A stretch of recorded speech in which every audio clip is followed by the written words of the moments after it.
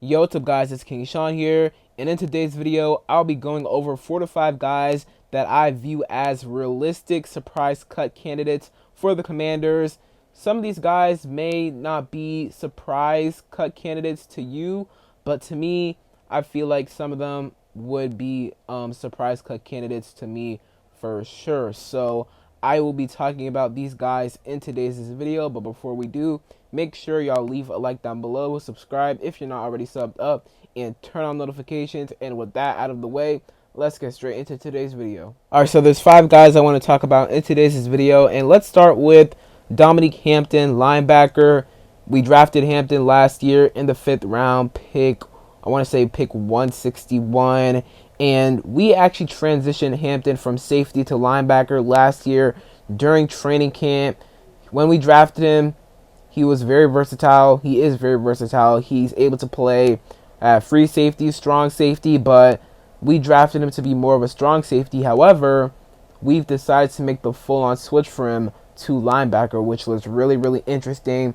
Now he's entering his 2nd year in the NFL with this team under this scheme, and he didn't really play at all last year. He wasn't active at all. I think he was only active for like a couple of games, maybe like 2, 3, 4 games last year.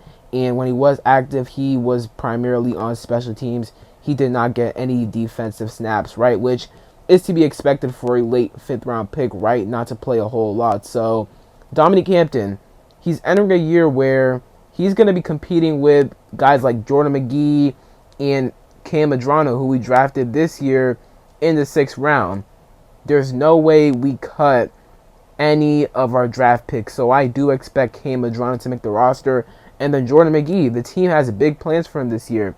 They had big plans for him last year. They installed a lot of packages for him, but because of injuries, obviously they weren't able to run any of those packages, right? So this year, they got a lot of plans for him, and they plan on using him a lot on defense. So with Hampton, you have to wonder, is there a spot for him on the roster? Because right now, I feel like 5 linebackers are locks to make the roster. Bobby Wagner, Frankie Louvu, Nick Bellora, we re-signed him to a 2-year deal. He's a special teams ace, special teams demon, so he's obviously going to make the roster.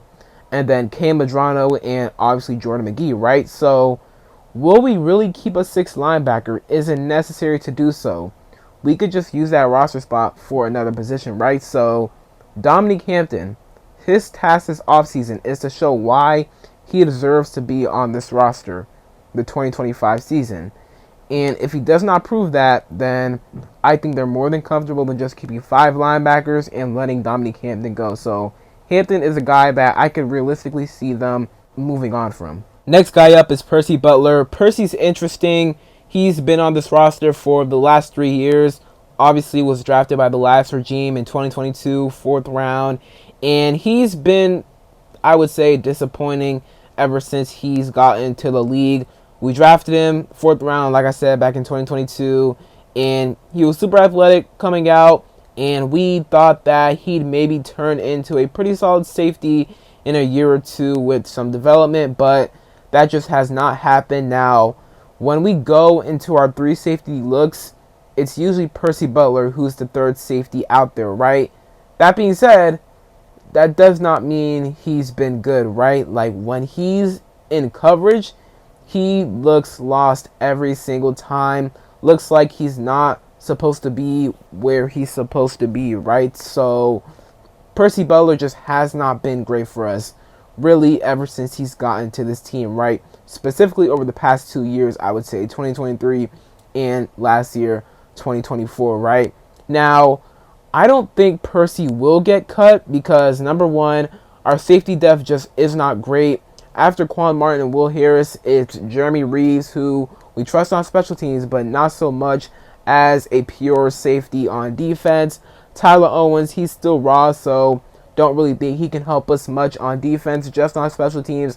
And then Ben Nickel, undrafted free agent last year, and then Robert McDaniel, undrafted free agent this year out of Jackson State. Now, he's a guy that I'd actually watch out for during training camp and preseason because he's the one guy I could see potentially taking Percy's spot, right? If he balls out enough and impresses enough during training camp and in the preseason.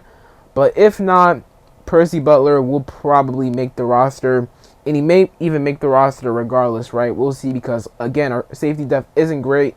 And number two, he is really, really good on special teams and is a pretty solid tackler, despite him being pretty terrible in coverage when he's on defense, right? But he is really, really good on special teams.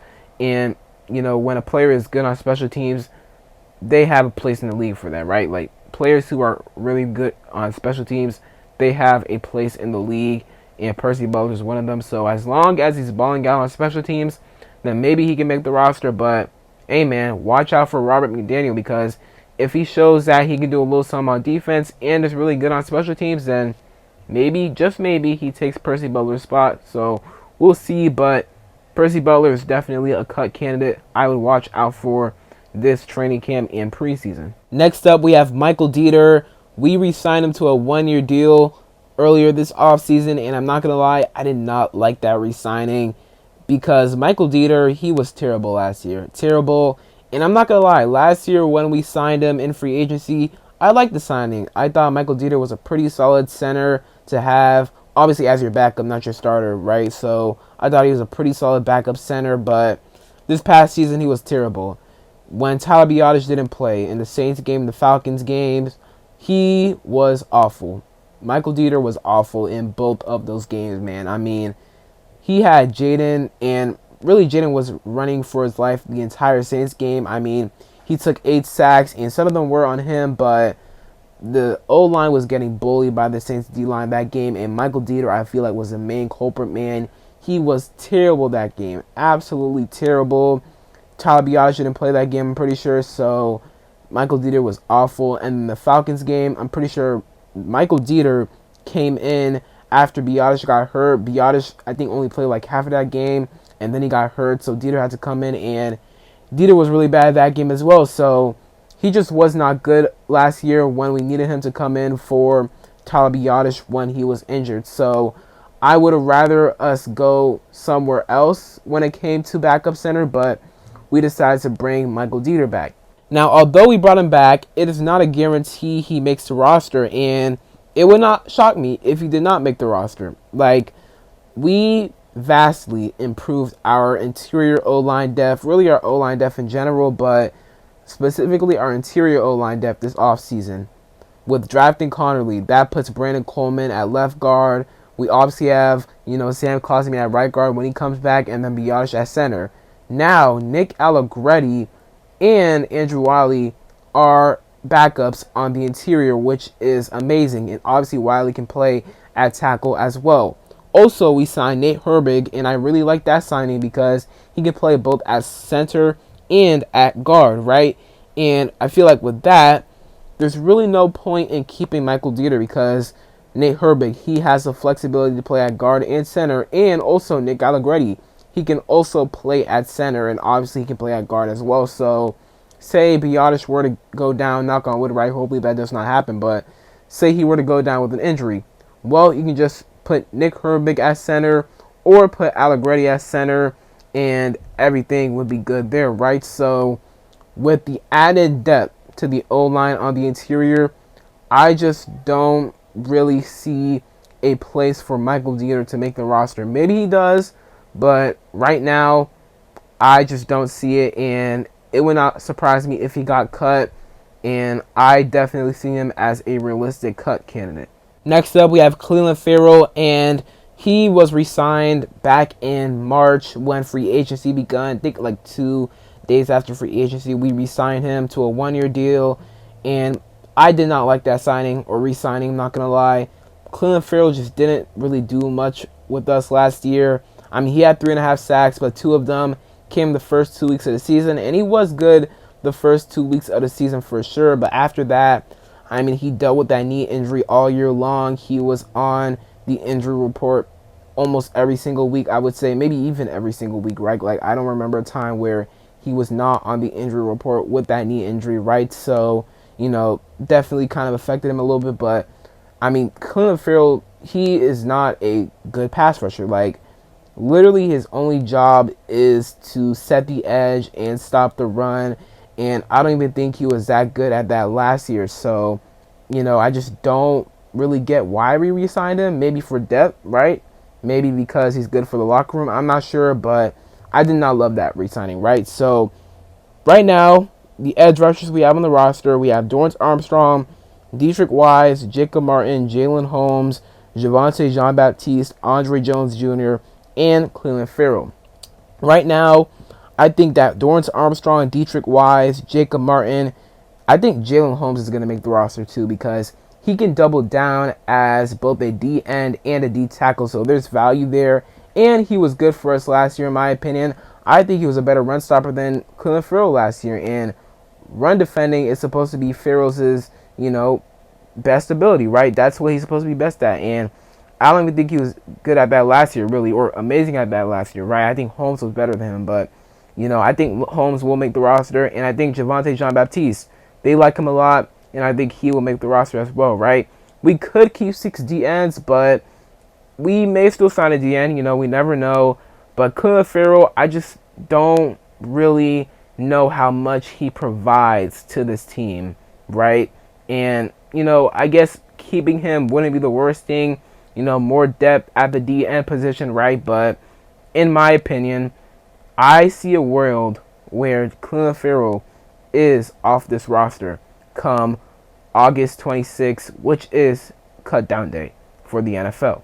The last guy on this list is wide receiver Luke McCaffrey, and a lot of fans have named him as a potential surprise cut. And look, right now, I just don't see how this team will move on from Luke McCaffrey after 1 year. I mean, we drafted him last year in the 3rd round, and when we drafted him, they knew that he was still raw as a receiver. Remember, when we drafted him, he had only had 2 years of full receiver experience. Before then, he was a quarterback at Nebraska. And then he transferred to Rice to play receiver, right? And only 2 full years of experience at receiver, and he played at Rice. Of course, he needed more development, and I think, him being drafted in the 3rd round, a lot of fans expected him to come in here immediately and contribute a lot, and he just didn't do that, right? Had only 168 yards this past season, and, fans were disappointed, right? And this year, they're now calling him a surprise cut. Now, if Luke McCaffrey does not impress a lot during training camp and preseason, maybe there's a world that they move on from him. But even then, I don't see them moving on from him because they know he's still developing, and they know it may take him a year or 2 more to really, become a solid receiver in this league, right? So right now, I don't see them moving on from Luke McCaffrey, but maybe, just maybe, if he does not impress in training camp nor in the preseason, then, maybe they'll consider moving on from him. That is it for today's video. Hope you guys enjoyed. Comment down below your surprise cut candidates or realistic cut candidates for the Commanders in 2025. And other than that, it's been King Sean, and I'm out. Peace.